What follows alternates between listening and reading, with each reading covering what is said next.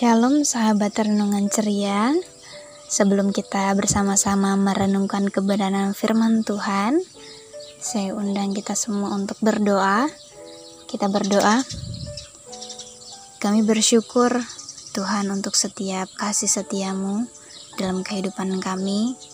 Banyak hal yang boleh kami lewati dalam setiap hari-hari kami bersyukur untuk penyertaan-Mu.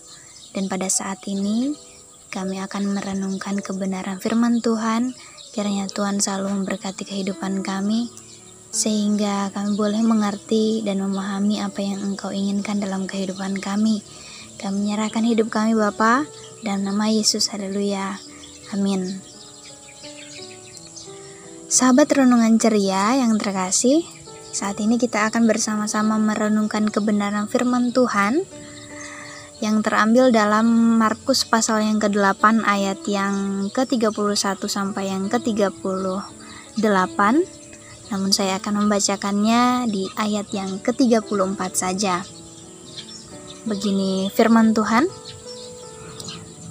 Lalu Yesus memanggil orang banyak dan murid-muridnya dan berkata kepada mereka, "Setiap orang yang mau mengikut aku, ia harus menyangkal dirinya, memikul salibnya dan mengikut aku."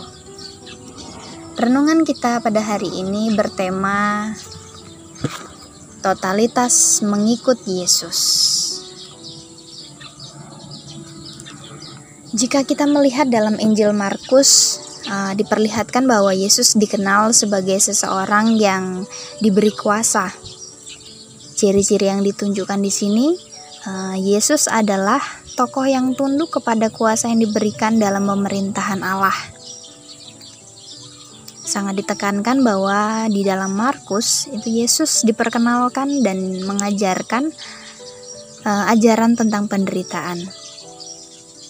Penderitaan yang diajarkan tersebut mengarah pada identitas Yesus yang ia nyatakan kepada murid-muridnya. Namun, murid-murid masih memahami Yesus sebagai Mesias secara duniawi yang melakukan penyelamatan secara politik dengan penuh kuasa, dan murid-murid belum memahami Yesus dalam konteks kehendak Allah. Untuk itu, Yesus memperlihatkan dirinya dan menunjukkan keberadaannya sebagai anak Allah yang diurapi. Kita bisa baca di ayat yang ke-31. Nah, setelah itu Yesus menjelaskan identitas seseorang yang akan menjadi murid-muridnya. Sahabat renungan ceria, ketika kita mau melamar pekerjaan, tentu kita diperhadapkan dengan syarat-syarat sehingga kita bisa menjadi pekerja ataupun karyawan di perusahaan tersebut. Lalu, berkenaan dengan hal ini, firman Tuhan pada hari ini, kita akan membahas tentang syarat-syarat menjadi murid Yesus.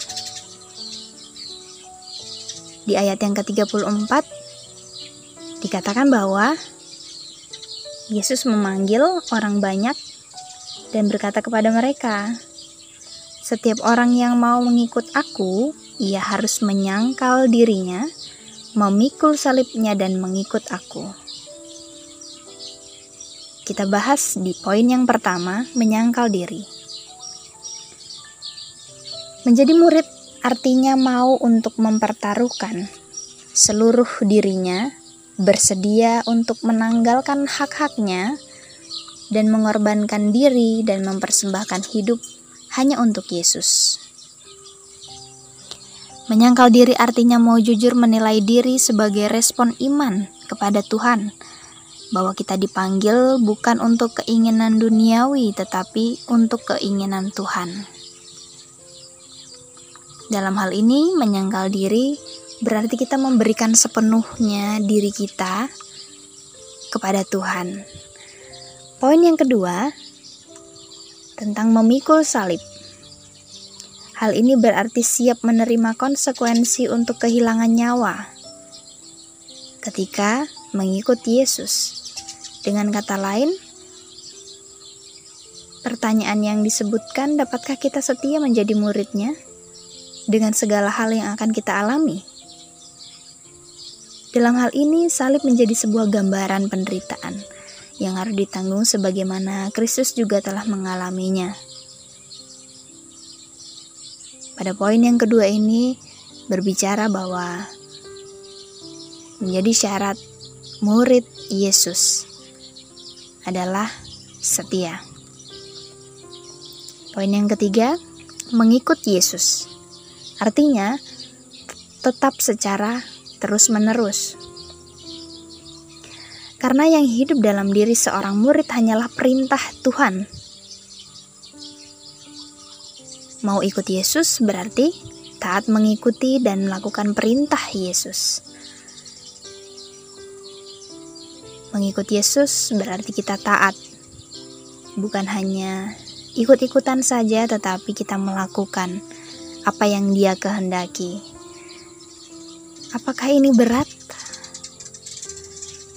Untuk mengambil keputusan untuk ikut Yesus atau tidak? Nah, ketika kita mengambil keputusan untuk mengikut Yesus, kita diperhadapkan pada pilihan antara kehidupan dan kehilangan hidup. Kita bisa baca di ayat berikutnya, ke-35. Karena siapa yang mau menyelamatkan nyawanya, ia akan kehilangan nyawanya. Tetapi barang siapa kehilangan nyawanya karena aku dan karena Injil, ia akan menyelamatkannya. Hidup yang diberikan Tuhan memang sesuatu yang berharga untuk kita syukuri dan hargai. Namun, bagaimanapun juga, hidup di dunia ini ada batasnya. Sehingga Yesus mengucapkan di ayat yang ke-36, kita bisa baca, apa gunanya seorang memperoleh seluruh dunia, tetapi ia kehilangan nyawanya. Hal ini menunjukkan bahwa esensi kehidupan tidak hanya untuk bertahan hidup, tetapi jauh lebih dari itu. Adalah bertahan untuk tetap hidup bersama Dia yang memberi kehidupan. Untuk itu, mari belajar untuk menjadi pengikut Yesus dengan menyerahkan diri, setia, dan taat kepadanya. Itu menjadi ciri-ciri totalitas mengikut Yesus. Demikian renungan firman Tuhan kita hari ini. Kita akan tutup dalam doa. Kita berdoa. Kami bersyukur Tuhan Yesus, karena kami sudah belajar kebenaran firman-Mu untuk menyerahkan diri, untuk menyerahkan seluruhnya apa yang kami miliki untuk mengikut Engkau. Kiranya Tuhan tuntun kami, Tuhan ingatkan kami, sehingga kami boleh benar-benar melakukannya dengan kesungguhan hati kami dan menjadi pengikut Tuhan yang setia. Terima kasih Tuhan. Dalam nama Tuhan Yesus, haleluya. Amin.